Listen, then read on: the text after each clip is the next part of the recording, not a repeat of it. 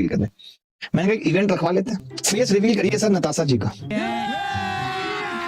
अभी मजा आएगा ना भिड़ो। आजकल ये फेस रिवील का बहुत चल रहा है कि लोग छुपाए रहते हैं कि इसका फेस नहीं दिखाएंगे। जैसे सौरभ जोशी ने अपनी पत्नी का फेस रिवील नहीं किया, माहौल बना दिया, रिवील ही नहीं कर रहा, रिवील ही नहीं कर रहा, मतलब कुछ है नहीं। जबकि ऐसा नहीं था कि उसको हमेशा रिवील नहीं करना था, ये बड़ी अच्छी बात कही आप।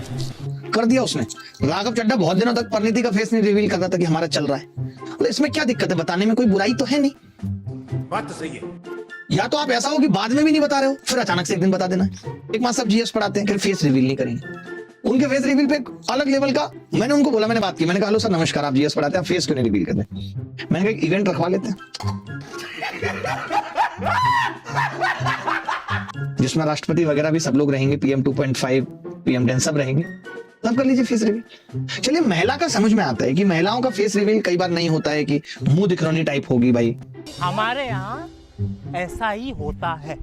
हम भी जब छोटे थे गांव में तो किसी की बहू आती थी तो मम्मी हमें भेज देती थी। हम कितने थे मान लो तो 16-17 साल के रहे होंगे या 15 साल के रहे होंगे, 12 साल के, तो मम्मी 20 रुपए लेके भेजती थी कि उनकी बहू की मुंह दिखरौनी कराओ।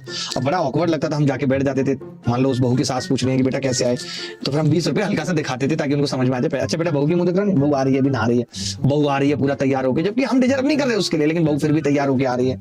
और अब हम इतने छोटे हैं कि जैसे थोड़े आप बड़े हो या किसी की मुंह दिखरौनी करें तो आप खुद ही घूंघट उगाड़ के देख सकते हो। बहू 5-7 मिनट से इंतजार कर रही है, फिर वो खुद ही अपना हल्का सा घूंघट ऐसे ऊपर करके हल्की सी मुस्कुराई, हम घायल हो गए उसी में। हमने तुरंत 20 रुपए का नोट निकाला और भाई साहब झोली में डाल दिया। तो ये सब चीजें नहीं, मतलब सूट नहीं करती हैं, बट ठीक है, अच्छी बात है।